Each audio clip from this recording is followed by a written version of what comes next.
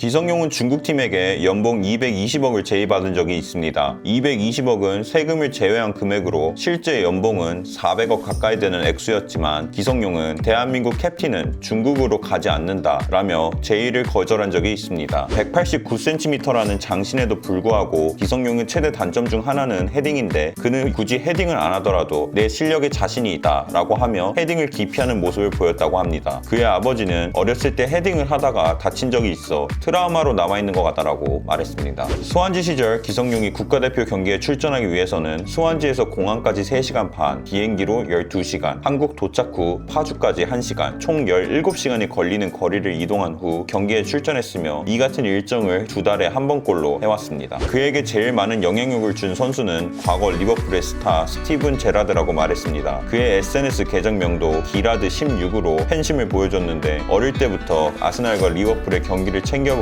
축구선수의 꿈을 키웠다 합니다. 5년간 기성용을 담당한 나이키 직원에 의하면 기성용은 탕수육을 먹을 때 찍먹파라고 했습니다. 기성용이 스코틀랜드 셀틱에서 활약할 당시 지인만 볼 수 있는 페이스북에 K리그의 자부심이 높은 최강희 감독이 스코틀랜드 리그는 셀틱 빼면 내셔널리그 당시 K2부 리그 수준이지 라고 한 말을 올리며 추가로 고맙다 내셔널리그 같은 곳에서 뛰는데 대표팀에 뽑아줘서 라는 글을 올리게 됩니다. 이 글이 퍼지게 되며 감독을 뒤에서 비판하는 모습에 팬들은 실망하게 되지만 기성용이 공개적으로 사과하면서 사건은 마무리됩니다. 기성용은 EPL에서 187경기를 출전했습니다. 미드필더임에도 그는 단 한 번도 레드카드를 받은 적이 없습니다. 2008 베이징 올림픽 예선에서 선수들의 답답한 경기력에 수많은 악플들이 난무하자 한창 싸이월드에 빠져있던 기성용은 자신의 미니홈피에 답답하면 너희들이 가서 뛰던지 라며 어찌 보면 대단한 모습을 보여줬는데 시간이 흘러 기성용은 이 사건을 두고 정말 죄송하고 지금 생각하면 말도 안 되는 것 같다. 비판을 감수하지 못하면 국가대표의 자격이 없다라며 성장한 모습을 보여줍니다. 경기 후 축구 전문가끼리 모여 경기를 리뷰하는 영국 스포츠쇼에서 기성용의 골을 본 무리뉴는 그 이전부터 빈 공간을 잘 찾아내며 포지션을 벗어나 박스까지 나아가는 법을 안다. 좋은 선수이며 수완지의 핵심 선수라 칭찬했습니다. 기성용은 부동산 투자도 합니다. 2014년도에 신축한 건물명은 성용 빌딩으로 전라남도 순천, 자신의 고향에 위치해 있습니다. 건물 앞에는 축구공의 모양의 동상도 있는데 동상의 이름은 용의 비상, 기성용의 용을 따온 것으로 보아 그는 비상하고 싶었던 것 같습니다.